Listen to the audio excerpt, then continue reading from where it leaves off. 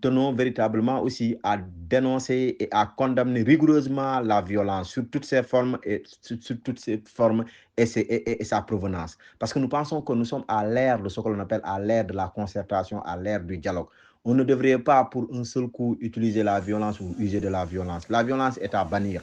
Maintenant, pour nous pensons que ce qui manque dans cette affaire-là, c'est des concertations. Les gens doivent se parler parce que rien ne peut se régler par la force. Il faut que les gens aient cette culture de paix, puissent s'asseoir à chaque fois quand il y a des problèmes pour discuter. Ces violences-là, nous pensons qu'elles doivent être derrière nous. Aujourd'hui, nous sommes dans un pays qui veut se construire. Quand on veut construire un pays, il ne faut pas qu'on use de la violence, quelle que soit sa forme. Et je disais, quelle que soit sa provenance. Maintenant, ce que nous demandons aux chauffeurs et transporteurs de la gare routière de Ziguinchor, c'est d'ouvrir la gare routière de Ziguinchor, d'arrêter cette grève-là, d'ouvrir la gare routière de Ziguinchor pour que les citoyens qui veulent voyager puissent voyager librement et tranquillement.